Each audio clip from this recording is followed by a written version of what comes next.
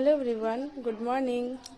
দেখো তো আমার দুষ্টু ছেলেটা সকাল সকালে সবার পেছন লাগা শুরু করে দিয়েছে।